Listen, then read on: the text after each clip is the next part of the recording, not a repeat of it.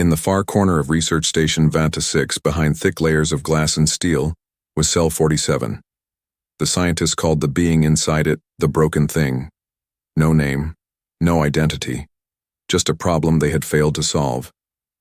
She looked like a girl, but not a human girl. Her skin was pale and shimmered like moonlight. Her long silver hair floated slowly like it was always underwater. Glowing lines, like cracks, ran across her arms, her cheeks, her neck.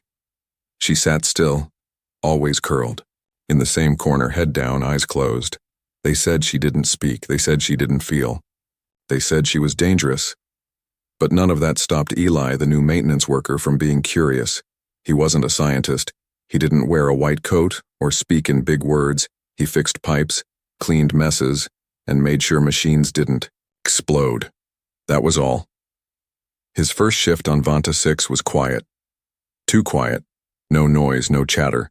Just the low hum of machines and the distant buzz of locked doors. The place felt sad. During lunch, one of the techs joked, "Don't wander too close to Cell 47, newbie. That thing inside can melt your brain." Everyone laughed, except Eli. He just nodded and kept eating. Later that evening, Eli passed by Cell 47 on his way to repair a power relay. He wasn't supposed to stop, but he did. The lights inside the cell were dim and cold blue. He looked through the glass. That's when he saw her. At first, he thought she was asleep. Then her head twitched. Just a little. Her fingers curled against the floor. Her chest moved, barely. She was breathing. But the saddest thing was her eyes. They were open, and they were staring at nothing. Eli whispered without thinking, "Can you hear me?" No answer, no blink, no movement. He moved closer. Her eyes slowly shifted and locked on his. Eli stepped back, heart racing. Something about her gaze was too intense. Not angry, not scared. Just tired. Like she had watched 1,000 people walk by and never say a word. He looked around. No one was watching. Carefully, he raised his hand and placed it gently on the glass. She didn't move, but her glowing eyes followed his hand. That night, Eli couldn't sleep. He tried to forget what he saw, but her face kept coming back. The cold cell, the scars on her skin, the sadness in her eyes. He asked the other workers, "What's her story? Who is she?" One replied, "Nobody knows. She was found drifting in space, barely alive. They brought her here to study her powers." Powers. Yeah, some kind of energy manipulation, but something went wrong. She hurt people. Now she's just locked up. They say she's broken, useless. "But she's alive," Eli said. "She's a person." The tech just laughed. "No, she's a thing." On the second night, Eli came back. He wasn't assigned to that section, but he said his toolbox was left behind. A lie. He just wanted to see her again. She was still there, unmoving. He stood in front of the glass and held up a small piece of paper. A simple drawing he made, a flower, nothing special. "I drew this," he said softly. "It's not very good, but I thought maybe you'd like it." She didn't react, but as he turned to leave, he heard a soft tap. He froze, turned back. Her finger was touching the glass, right where the flower had been. The next morning, the scientists noticed something strange. The cell's temperature had slightly risen. The life signs from the subject, stable for years, were showing small changes. Brain waves, heart activity, eye movement. One of the lead researchers frowned. "Is she waking up?" Another whispered, "No, that can't be. She's unfixable." But in the shadows of the quiet station, Eli stood again before the glass. The girl sat in her corner, but her eyes, those strange glowing eyes, watched him now. Every move. He smiled and said, "I think you're not broken, just forgotten." She blinked. Slowly. It was the first time she had blinked in over 5 years. And somewhere, deep inside Cell 47, something began to change. Eli wasn't supposed to return. After all, Cell 47 was off limits for maintenance workers. But he couldn't. Forget the way she had touched the glass, not a reaction, not a threat. A response. Real. That night, he came back again. This time with something different, a voice recorder. He pressed record, placed it near the glass, and whispered, "I don't know if you understand me, but I want to understand you." She didn't, but her eyes followed the recorder, and when Eli stepped away, her head tilted slightly, as if listening. The next morning, Eli sat at the staff table, half-eaten protein bar in hand, pretending not to listen to the others. "They're increasing power to the suppressors in Cell 47 again," said a female scientist. The reading spiked. "More brain activity?" someone asked. "Yeah, small waves. Could just be a glitch." "Doubt it," said another. "Probably just reacting to the cold." Eli frowned. He knew the truth. She wasn't reacting to the cold. She was reacting to him. Still, he kept quiet. No one here saw her as anything but a failed experiment. Later that day, Eli did something bold. He sat down across from her cell and began talking. Not whispering. Talking. "I used to draw spaceships when I was a kid," he said. "Never thought I'd end up working on one, but I guess we all end up in cages, right?" No answer. "I think you were a traveler once too. Maybe you crash-landed. Or maybe they caught you. I don't know. But you're still here. That means something." Still silence. But this time she didn't look away. She watched him. Closely. On the fourth night, he brought her another drawing. Not a flower this time. A bird. Wings spread, soaring across stars. He held it up. "This one's called Freedom. Maybe you remember what that feels like." She stood. Eli froze. For the first time in years, the alien girl stood on her own 2 feet. Slowly, carefully. Her knees shaky like unused muscles trying to remember their job. Then she walked, just a few steps, and placed her hand against the glass. Right where the bird was. Her lips moved. No sound. But Eli could swear she tried to say something. Security footage caught everything. The next day, Eli was pulled aside by Chief Warden Hesk. "You've been making unauthorized visits to Cell 47, Hesk growled. "I'm just checking the seals," Eli lied. "Don't lie. We saw her move. You did something. I didn't do anything. She's waking up on her own." "She's not supposed to wake up," Hesk snapped. "Do you have any idea what that thing did when we brought her here? 4 researchers ended up with burnt skin. 1 died." Eli narrowed his eyes. Was she attacking or defending herself? Silence said it all. "You're done," Hesk said. "Stay away from Cell 47. Final warning." But Eli didn't listen. That night, he came back. This time, with something very different. Music. A soft recording. Piano, slow and warm. He played it through a small speaker he slipped near the base of the glass. The alien girl tilted her head. Her eyes closed. And for the first time, she smiled. Just a small smile. Faint. Almost invisible. But it was real, and Eli realized something. She wasn't broken. She was lonely. Everyone else treated her like a lab sample, but he treated her like a person. That was the difference. Back at his quarters, Eli wrote in his journal, "She listens, she watches, she remembers. I don't think they broke her. I think they're scared of what she can do, if she's whole again." The next day, he found a message, slipped under his door. No sender, no signature, just 4 words. "Stop. She is listening." But it was too late for warnings. Because that night, when Eli returned to Cell 47, she was waiting for him, standing, awake, hands glowing softly at her sides. When she spoke, her voice was cracked but clear. "You are not like them." The next morning, Eli didn't go to Cell 47. He was scared, not of her, but of what her voice meant.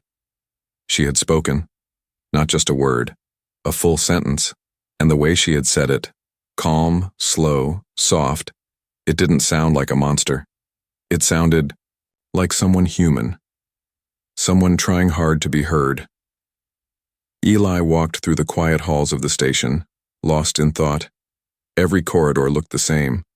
Gray metal, blinking lights, sealed doors. But now they felt smaller, tighter, like the walls were watching him. He passed a glass panel near a lab and paused. Inside, 2 scientists stood around a hollow screen. On it was a scan of cell 47. The girl's body showed strange patterns, energy lines forming across her skin, symbols, alien ones, glowing brighter each day. She's reacting to something, one scientist said. Probably environmental. Or emotional, the other replied. Look at the rhythm. It's syncing with someone. Eli stepped away, before they noticed him. That night he stood outside cell 47 again. He didn't bring drawings or recordings, he just stared at her through the thick glass. She stood too, on the other side, her hands by her sides, head tilted in that strange, curious way. Eli raised his hand. She raised hers too, matching his movement perfectly. They stood like that for several seconds, palms facing, just inches apart, with the glass between them. He spoke softly. "What's your name?" She blinked, hesitated, then slowly pointed to her chest. Luma. The name echoed in Eli's ears. Luma. Suddenly, a voice crackled from the overhead speaker. "Step away from the cell. Maintenance worker Eli Granger, this is your final warning."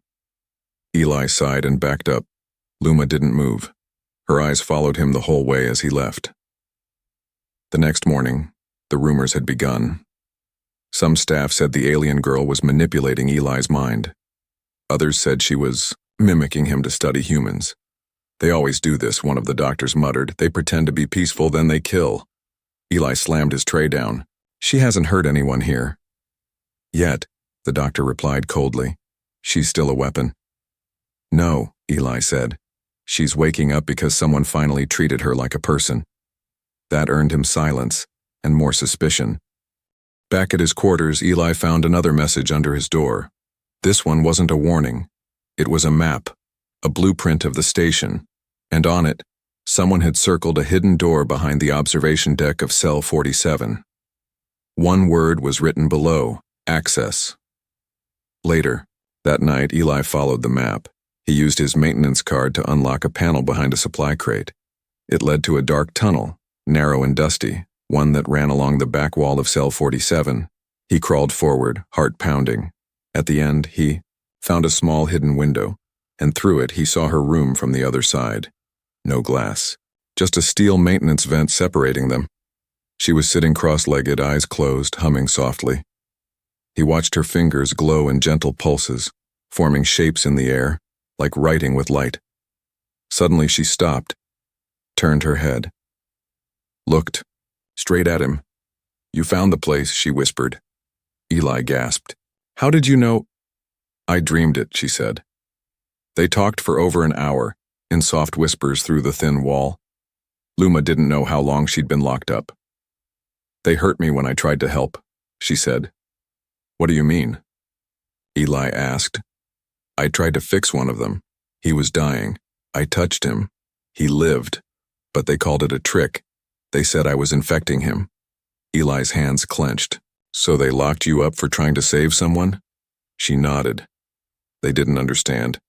So they froze me, quieted my thoughts, turned light into silence. As Eli listened, he realized something terrifying and beautiful. Luma wasn't a threat. She was a healer, a living energy source, and the glass wasn't for protection. It was a prison designed to weaken her, cut her off from touch, sound, emotion. Because if she connected, she could change things. As he crawled back out of the tunnel, Eli made a decision. Tomorrow, he would do something dangerous. He would reach, through the glass. He would touch her, and the world would never be the same. Eli couldn't sleep. Even after leaving the tunnel behind cell 47, his mind wouldn't rest. Luma's voice echoed inside his head, calm, soft, sad. She hadn't attacked anyone. She had tried to save a man, and they locked her away for it. Who was she really? What else were they hiding? Eli needed answers. Real answers. The next morning, he made a decision. He skipped his maintenance rounds and instead went to the restricted archives deep under the station's main core. Only scientists and security were allowed here, but Eli had learned over time that the right tools could open most doors, and Eli had tools. He pulled out a screwdriver, twisted open a wall panel, and crawled into the ventilation shaft. After 30 minutes in the dark, he reached the back of the archive room. He pried open the loose panel and dropped inside. The room was silent. Rows of glowing data pillars lined the walls like giant statues. At the center sat a level 6 terminal, and next to it a biometric scanner. He'd come prepared. Eli pulled out a stolen fingerprint film from a glove he found in the laundry unit. It belonged to Dr. Karen, one of the senior researchers. He pressed it to the scanner. Access granted. He typed in cell 47. Dozens of red-marked files appeared, heavily restricted. Most were labeled with words like classified incident biohazard lockdown containment breach. Subject: not human, but one file stood out. Day 1, arrival of subject 47X, codename Luma. Eli clicked it open. A video played. The screen showed a wrecked shuttle floating in space. Inside, 3 bodies lay slumped, burned, lifeless. But one figure still breathed. A small girl with silver skin, curled up in the corner, bleeding light from deep wounds. She was crying. Then, a rescue drone floated in. It scanned her. A voice on. The video said, "Unknown energy signature detected. Stabilize for transport." The drone fired a tranquilizer at her. She collapsed. The next file. Interrogation room, day 3. Luma sat on the floor, hands cuffed, eyes wide with fear. I help, she said, voice shaking. "Where are you from?" a cold male voice asked. "I don't know words. Far, sky. Do you have a weapon?" "No, no weapon. Just light. Just heal. Please." The voice snapped. "Lies." And then, without warning, a surge of electricity hit her. She screamed and collapsed. The file ended. Eli felt sick. They hadn't tried to understand her. They punished her for not being human. The last file was the worst. Medical lab. Incident. Report, day 7. It showed a man on a stretcher, his face burned from a reactor leak. Luma, uncuffed, crawled over to him. She placed her glowing hand on his chest. Within seconds, the burn marks began to fade. The man's eyes fluttered open. He gasped. He was alive. But alarms blared. Security burst in. They tackled her, slammed her to the floor, injected her with cold, blue serum. She didn't fight. She just whispered, "I fix." The screen went black. Under the video, one sentence was written in bold red text. Subject reclassified. Too dangerous to interact. Must remain sealed. Eli leaned back in the chair, heart pounding. Too dangerous? She had healed someone. She hadn't destroyed. She hadn't harmed. She had saved a man's life, and they feared her for it. They feared her because she could do something they didn't understand, because she wasn't one of them. He quickly copied the files onto a small data chip and slipped it into his pocket. But, just as he turned to leave, the terminal flashed. Security breach detected. Red lights blinked. A siren began to wail. Eli cursed under his breath and ran back to the wall panel. He squeezed into the vent just as the door slammed open behind him. "Who's in here?" a voice shouted. Eli didn't look back. That night, he returned to cell 47. He placed his hand against the glass again. "Luma, I know what they did to you. I saw everything." She stood quietly, her eyes glowing a little brighter. He took out the data chip and pressed it to the glass. They called you dangerous because you helped. Because you could heal people, Luma whispered. They afraid. I fix what they break. Eli nodded slowly. But I'm not afraid. She stepped closer. The glass shimmered with energy between them. I remember now, she said. Home, light, sky. It hurt when they made it cold. Eli looked into her glowing eyes. I'm going to get you out of here, he said. For the first time, Luma smiled. Not a sad smile, not a weak one. A real bright smile, like someone finally saw her for who she truly was. Eli stood in front of cell 47. His heart was beating like a drum inside his chest. He had made his choice. He was going to do what no one else had done in over a decade. He was going to touch her. The station was in night mode.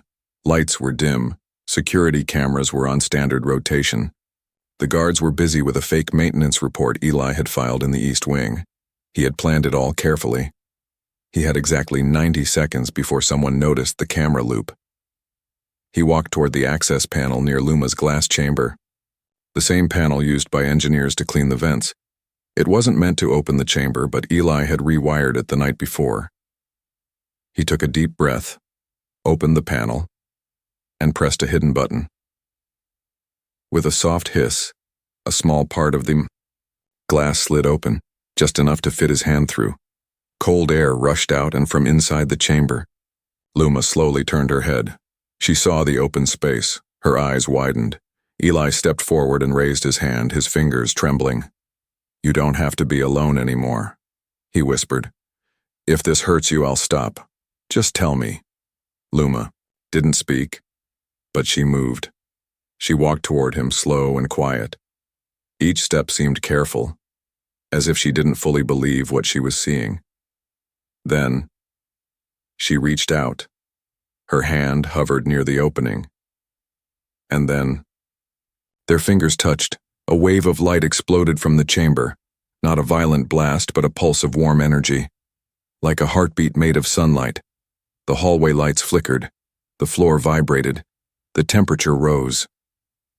Eli gasped. He felt like his entire body had been dipped in fire, and yet it didn't burn. It healed. His old back injury? Gone. A scar on his shoulder? Vanished. His breathing became clearer, his mind sharper. He looked at Luma. She was glowing from head to toe. The cracks in her skin had closed, the scars faded. Her silver hair shimmered like a star. Her eyes were no longer dull. They were alive. She smiled. You fixed me too. But the moment didn't last. The alarm blared. Unauthorized breach in cell 47. Repeat. Containment failure. Red lights flashed across the corridor. Security protocols activated. Doors slammed shut. Sirens howled. Eli turned to run, but Luma grabbed his hand. No, she said firmly. We go together. She stepped out of the cell for the first time in years, and the moment her bare feet touched the station floor, the glass walls cracked behind her. Power surged through the hallways. Guards rushed in, weapons drawn. Get down, they shouted. Eli raised his hands. Wait, she's not hostile. Luma stepped in front of him. One of the guards fired. The energy bolt flew toward them, but stopped in midair. It hovered for a second, then dissolved into harmless light. Luma raised her hand, eyes glowing brighter. I don't want to hurt, she said, but I won't be chained again. The guards paused, confused. Another one shouted, She's overriding our weapons. Eli stepped forward. She's not your enemy.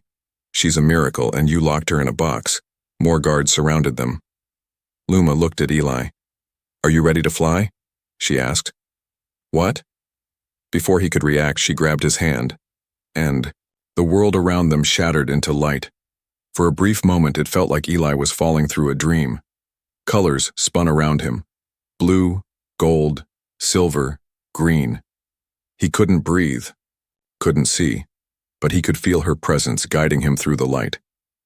When they landed, they were inside an old, unused shuttle bay. The lights flickered above. No alarms, no soldiers. Eli stumbled, dizzy. What? What did you do? I bent the corridor, Luma said calmly, like folding paper. You teleported us? She smiled. You fixed me. Now I fix the way out. Eli stared at her in awe. Why me? He asked. Luma tilted her head. Because you were the only one who touched me without fear. Footsteps echoed in the distance. More soldiers were coming. Eli turned to the shuttle. Can you fly it? I can try, she said, but I need time. Eli nodded. Then I'll buy you some. He picked up a stun baton from the wall and stood at the door. Luma placed a glowing hand on the shuttle console. The lights inside flickered to life. The engines began to hum. Freedom was near. Emergency lockdown. Research Station Vanta 6 flashing. Red lights danced through every hallway. Doors sealed with loud metallic clangs. Warning sirens echoed across the station. Security breach in containment wing. Unauthorized use of teleportation energy. Subject 47X is mobile. Inside the old shuttle bay, Eli stood near the door, gripping a stun baton with shaking hands. Across the room, Luma sat inside the control seat of the old shuttle, her glowing fingers brushing across the dusty interface. Sparks of light danced over her skin. The entire ship, cold and broken for years, was now slowly waking up. But not because of its systems. Because of her. The controls responded to her energy. She's not flying it, Eli whispered to himself. She's reviving it. Far above in the control tower, chaos had erupted. Power is dropping across all decks. She's absorbing it, feeding off the core grid. How? That's impossible. She's not using our energy. She's fixing our systems by touching them, like they're part of her. Back in the bay, Eli turned to Luma. How long until we can launch? Luma's voice was calm but distant. Soon, but something's wrong. The ship wants to leave, but the station is resisting. What do you mean resisting? The whole place, the walls, the wires, they're trying to keep me here. Eli looked at the doors. Heavy footsteps approached. He could hear orders being shouted. Seal the hangar. Kill the lights. Do not let the shuttle escape. Luma's eyes narrowed. Her glow dimmed slightly. They are draining power from this sector. Eli's heart pounded. Then we buy time, he said. Keep doing what you're doing. He grabbed a metal bar and shoved it through the door handles as a makeshift lock. Then he turned and ran to the main wall panel. He yanked off the covering and began rewiring the system manually, rerouting backup energy directly to the shuttle's clamps. Luma noticed. Her voice cracked. Eli, if you do that, you won't be able to open the exit gate from inside. I know. You'll be trapped.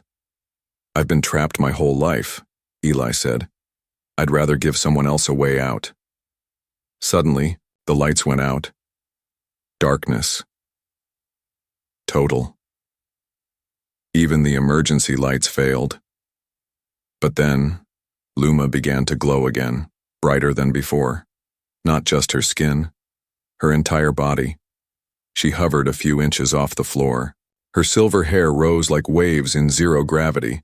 The shuttle's engines responded instantly. Thrusters hummed. The cockpit blinked to life. Navigation came online. Luma whispered something Eli didn't understand, a language older than stars. The ship answered. With a deep hum, the shuttle broke free of its clamps. Bang! The sealed bay doors exploded inward. Guards poured in, weapons raised. Don't move! Eli stepped forward, arms raised. Stop! You don't understand. She's not the enemy. She's shutting down our station, one guard yelled. She's waking it up. Eli shouted back. But they didn't care. A commander raised his weapon and fired. The blast never hit. Luma raised her hand, and time bent around the bolt. The energy curled like water, split into a million lights, and scattered across the room, like falling stars. Everyone froze. Even the commander. Luma stepped forward, floating now. Her voice was strong, filled with echo and memory. I do not want to fight. I only want to leave. The commander whispered. What? Are you? I was once a healer. You made me a prisoner. But now, I choose again. She turned to Eli. You must go too. Eli shook his head. I rerouted the launch. It can't be done from inside. You'll need to fly alone. Luma's expression softened. Then her body pulsed with warm light and split in two. One version of her, glowing bright, stayed near the ship. The other, flickering like a shadow, stepped beside. Eli, I made a copy, she whispered. Only light and memory. It will vanish soon. She handed Eli a glowing crystal. Insert this into the exit panel. It will open the sky. Eli took it and ran. As the guards watched in awe, Luma's real form entered the shuttle. With a soft hum, the engines roared. The shuttle hovered, turned, and faced the sealed launch gate. Eli reached the panel, slammed the crystal into the socket. The gate opened. The shuttle surged forward like a silver bird reborn. Luma's light trailed behind it, like a comet breaking chains. As the ship soared into the blackness of space, the station lights across, Vanta 6 flickered back on, but no longer red, white, calm, alive. Back in the corridor, Luma's shadow copy looked at Eli, fading slowly. Thank you for reaching through the glass. And then, she was gone. The stars had never looked so still. From the dark side of a shattered moon, Eli sat alone in a quiet escape pod, staring at the infinite black sky. His hands were burned from the heat. His mind spun with everything that had just happened. He had helped an alien girl escape captivity. He had watched her split herself into light and memory, save his life, and fly into the stars alone. And now, everything was silent. But it didn't stay that way for long. A few hours later, a broadcast signal interrupted all major channels in human-controlled space. It didn't come from Earth. It didn't come from any known satellite. It came from her. Across every research station, every warship, every moon base, the same message played on screens. A glowing figure floating in space, eyes closed, silver hair drifting like a comet's tail. And then, she spoke. My name is Luma. You called me Subject 47. You locked me in glass, but I forgive you. I was born to heal. I still choose to heal, but I will never belong to cages again. In every corner of the galaxy, people froze. Scientists stared at the transmission in disbelief. Politicians scrambled to control the message. Soldiers dropped their weapons. Some wept. And far below the stars, on a dead colony world called Krevix, something impossible happened. A boy who hadn't walked in 3 years stood up and ran. His village, hit by radiation storms, saw their crops bloom overnight. Machines that had been broken for decades began humming again, just from a soft glow in the sky. The world had changed, not by invasion, not by war, but by the gentle touch of a girl who was once called unfixable. Back on Vanta 6, chaos turned to shame. The station was no longer in lockdown. The guards had been ordered to stand down, but no one said a word, because the truth was now everywhere. She wasn't a weapon. She was a miracle.